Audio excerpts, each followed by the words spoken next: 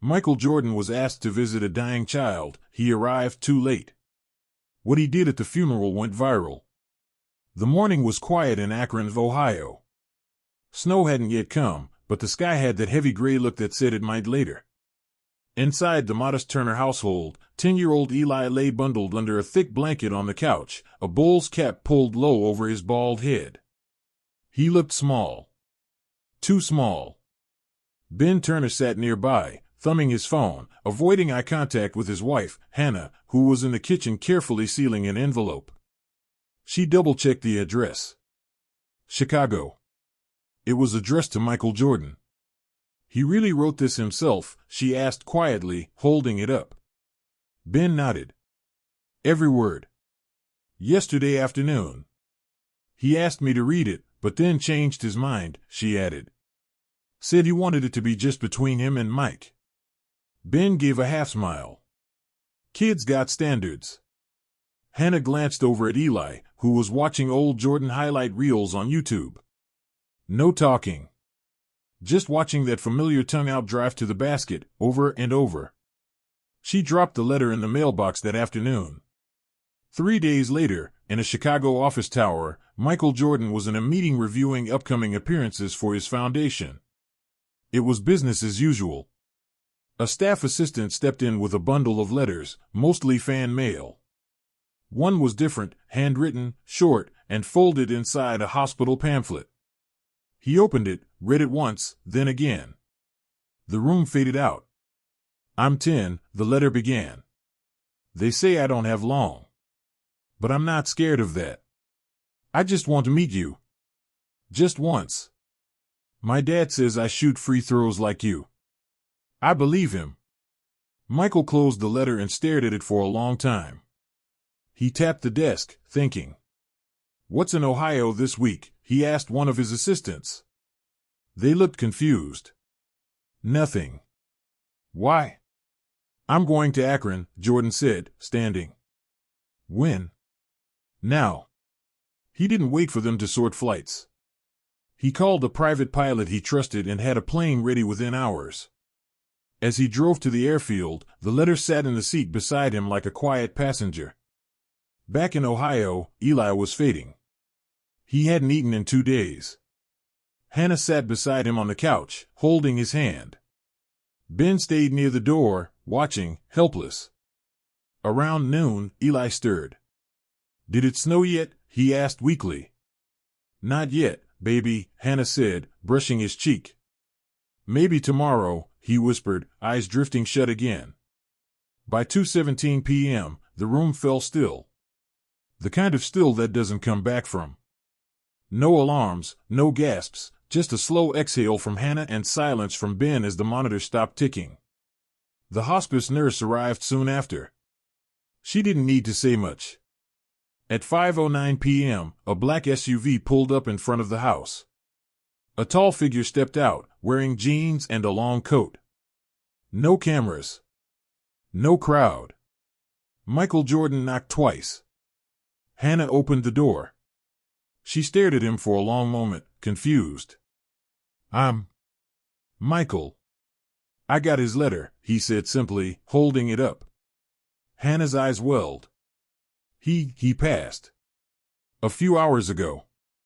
Behind her, Ben stepped forward. He recognized the face immediately, but said nothing. Michael didn't try to come in. He just stood there, nodding, absorbing it. I should have come sooner, Jordan said. You tried, Ben replied.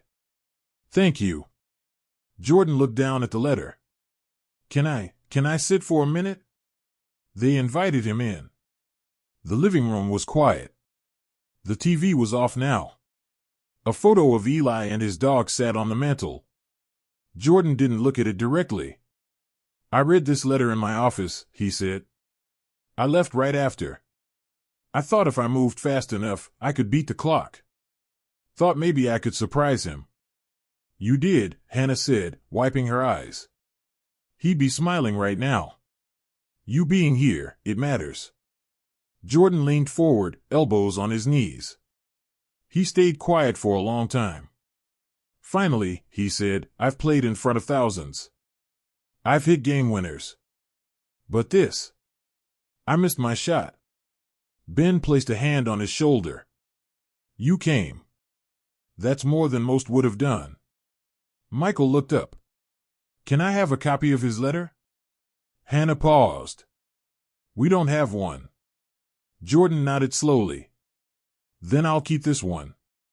They sat in silence a while longer. The kind that didn't need words. Eventually, Jordan stood. What day is the funeral? Sunday, Ben said. Just family and some local folks. Nothing big. Michael gave a quiet nod. I'd like to come. You don't have to. I want to, Jordan said, voice firm but respectful. If you'll let me. They agreed. He walked to the door, pausing for a moment to look back at Eli's empty blanket on the couch. As he stepped outside, snow finally started to fall, just a few soft flakes drifting down. Michael stood there in the driveway for a while, eyes on the sky. Then he got back in the SUV, holding the letter tightly in his hand. That night, in a quiet hotel room outside town, Michael reread Eli's words again. Slowly this time. He ran his fingers over the handwriting, every misspelled word, every line that a little boy had written with hope bigger than his small body could carry. And then he picked up the hotel phone. I need something, he said to the person on the other end. A portable hoop. Free throw line measured. Needed by Sunday morning. There was a pause. For what? The voice asked. Michael looked at the letter one more time. For something that matters. Sunday came cold and quiet. The sky was overcast, and cars lined the small parking lot outside St. Luke's Church in Akron. The chapel was modest, no frills, just wooden pews, a plain cross, and a few white flowers at the altar. Eli's photo sat near the front, framed beside his favorite basketball. The Turners arrived early. Hannah held Ben's hand tightly as they made their way inside. Neither said much. There wasn't much to say. Friends from school, neighbors, a few hospital staff, all came. About 40 people in total. They filled the seats slowly, whispering condolences, wiping their eyes. Some of Eli's classmates wore Bulls jerseys under their coats. Number 23 on their backs. The pastor approached the podium as the service began, offering quiet words about Eli's spirit, his courage, his love of basketball. He kept it short, respectful. People were already emotional. About 10 minutes in, there was a murmur in the back. Heads turned. Michael Jordan had walked in, alone. He wasn't in a suit. Just a black sweater, dark jeans, and a simple coat. No cameras followed. He gave a brief nod to the usher, then found an empty seat near the back. He didn't try to draw attention, but the room shifted. The energy changed. Hannah saw him. Her eyes widened just slightly, but she didn't cry. Not yet. After the service, the pastor invited anyone who wished to speak. A few family friends stood. Eli's fourth-grade teacher shared a memory about his first classroom speech, how he had nervously talked for 10 full minutes about Michael Jordan's 1997 flu game. Then a long pause. People looked around. Nobody else moved. Until Jordan stood up. He didn't walk to the front. He just turned to face the crowd from where he stood. I don't usually do this, he said. His voice wasn't loud. Just steady. I'm not here as a celebrity today. Not as a basketball player. I'm here as a man who got a letter from a boy who saw something in me. And I missed my chance to tell him how much that meant. People were silent. I flew in the same day. A few hours too late. I thought I could beat the clock. But sometimes, you don't. And that sticks with you. He reached into his coat and pulled out the letter. He called me his hero. Said he wanted to shoot a free throw with me. One free throw. Michael paused, looking down at the folded paper in his hand. I can't give him that moment. But I can give him something today. I'd like to do it now, if that's okay with the family. Ben stood slowly, nodded once. Jordan turned and walked toward the doors. No one moved. People followed. Outside, a small portable basketball hoop stood near the church entrance. Regulation height. A white line was taped to the pavement exactly 15 feet away. Next to it sat Eli's old sneakers, slightly scuffed, toes worn from driveway practice. Michael took off his coat and stepped to the line. He bounced the ball once. Twice. Then took a breath. The crowd held theirs. He released the shot. Clean form. Perfect arc. The ball hit the rim, bounced once, then dropped through the net. There was no cheer. Just silence. Then a soft sniffle. Then another. Michael stood still. Then he walked over to the sneakers, bent down, and placed Eli's letter beside them.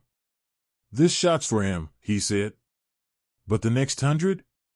They're for every kid like him." He turned back to Ben and Hannah. "I'm building something," he said. "A youth center. In Eli's name. Akron's got gems, but not every kid gets a chance to feel seen. This place will give them that. Free access, coaching, gear, no barriers." Ben was stunned. "You, what?" "I've already started planning it. It'll carry his name. Eli Turner Youth Center. It'll open with a free throw tournament." Hannah broke. The tears came fast. She stepped forward and hugged him, tightly. He didn't move, just let her cry against his shoulder. Behind them, a few kids ran to the hoop. One tried a free throw and missed. Another made it. Laughter broke out gently. Jordan stepped back and let them play. Someone in the crowd pulled out their phone and recorded the moment, the shot, the sneakers, the quiet crowd, the kids starting to smile again. By that evening, the video was online. And it spread. Fast. Clips hit Twitter, TikTok, YouTube. Headlines followed. Michael Jordan honors dying fan with one last shot. NBA legend builds center in boy's name after missed visit. Thousands commented. Some remembered their own heroes. Others spoke of their kids. Many said the same thing, "This is the Jordan I'll remember." Back in Akron, the Turners stayed quiet. The grief didn't vanish. But it sat a little softer now. That night, Ben sat in Eli's room, holding his son's Bulls jersey. He watched the video for the 100th time. The shot. The sneakers. The silence. He whispered, "He made it, kiddo." Down the hall, Hannah taped a photo of Eli onto the refrigerator, next to a hand-drawn picture of him dunking over a stick figure labeled cancer. Jordan never posted anything himself. No interviews. No sponsors mentioned. Just silence. Just action. 2 weeks later, a press release from the Jordan Foundation quietly announced a new facility under construction in Akron. Fully funded. Name, Eli Turner Youth Center. Opening date, 1 year from the day of Eli's funeral. 1 year later, Akron looked different. The snow had returned, this time thick on rooftops and silent on sidewalks. On a corner near the edge of town, where an abandoned lot used to sit, a new building stood with clean brick walls, tall glass windows, and a basketball mural stretching across one side. Above the glass entrance doors, in bold letters, Eli Turner Youth Center. Inside, the place buzzed with life. Kids dribbled basketballs on the polished court. Laughter bounced off the gym walls. Coaches in black and red sweatshirts gave high fives, adjusted forms, and blew whistles. In a small lounge near the court, kids read, played chess, and swapped stories over sandwiches. At the heart of the court, beneath the main hoop, a polished plaque was mounted to the floor. It read, "For Eli. Your dream didn't end, it passed on. Michael Jordan." The grand opening hadn't been flashy. No media circus. No celebrity walk-ins. Just a community gathering. Parents. Kids. A few local journalists. and one tall man in a black cap who slipped in through the side entrance and sat in the third row of the bleachers, hands folded. Michael Jordan didn't speak at the event. He watched. Ben and Hannah stood near center court with the mayor, holding back emotion as a red ribbon was cut. Cameras flashed once. The crowd clapped politely. Then, the sound of basketballs hitting the hardwood drowned everything else out. Later that afternoon, Jordan wandered into a side hallway where old photographs lined the walls. Snapshots of local kids smiling during construction. A framed copy of Eli's handwritten letter. A photo of Jordan shooting the free throw outside the church, Eli's shoes at his feet. A boy ran past him, clutching a ball. "Hey, wait up," another kid shouted, chasing him. Michael smiled faintly. He walked into the gym once more and took a seat. No one noticed at first. He watched two 10-year-olds, one in a number 23 jersey, the other in a mismatched pair of sneakers, play one-on-one. The kid in the mismatched shoes took a jumper. Missed. Got his own rebound. Tried again. Swish. Michael leaned forward slightly. The game kept going. It didn't matter who missed, who scored. They were playing. Dreaming. A few minutes later, Ben sat down beside him. "Place came together," Jordan said, nodding at the court. Ben chuckled. "Hannah picked the paint colors. I just lifted the furniture." They sat in silence for a bit. "I don't think I ever thanked you properly," Ben said finally. "You don't need to," Jordan replied. "No," Ben insisted. "I do. You didn't just show up. You did something that will outlast all of us. You made our son's dream count." Jordan didn't respond right away. Then he said, "He made me remember why the game mattered." Ben nodded. "You staying long?" he asked. Jordan looked at the court again. "Just wanted to see it." Quietly. He stood and turned to go, then paused. "You know, I kept the shoes. From that day.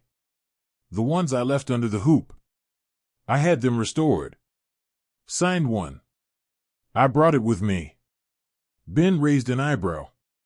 "Seriously?" Jordan reached into his bag and pulled out a glass case. Inside sat Eli's left sneaker. Clean, bright, with a sharp black signature across the side. "I wanted to stay here. Somewhere kids can see it." Ben exhaled slowly. "I know the perfect spot." They walked down the hall together, toward the lobby display. A glass case sat empty, waiting. Ben placed the sneaker inside. Jordan locked it in. Above it, a new sign was mounted. "This shoe took the shot he never got to. Now it belongs to every kid who picks up a ball and dares to dream." Back in the gym, a young girl stepped to the free throw line, nervous. Her coach clapped for silence. "Everyone quiet," he called out. "Let her focus." She bounced the ball twice. Took a breath. Let it fly. Swish. The kids erupted. Jordan watched from the doorway, smiling. It was enough. He turned to Ben one last time. "Tell Hannah I said thank you. For the letter. For everything." "I will."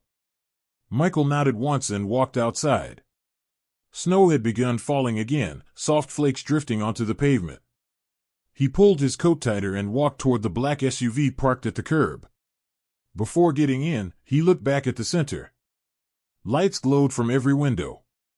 Inside, kids played. Laughed. Grew. He didn't need applause. Didn't need to speak. He just needed to know the dream hadn't died. As the car pulled away, a local news van finally arrived, scrambling late. A reporter stood outside the entrance, preparing a live segment. She looked into the camera, voice steady. A year ago, one boy's dying wish brought the greatest basketball player of all time to a small church in Ohio. Today, that moment became something far bigger than a tribute. It became a legacy. One that lives in the bounce of every ball inside this gym, and the dreams of every kid who walks through these doors. In the background, Kids kept shooting. No one was watching the camera. They were too busy playing. Too busy living. Too busy dreaming.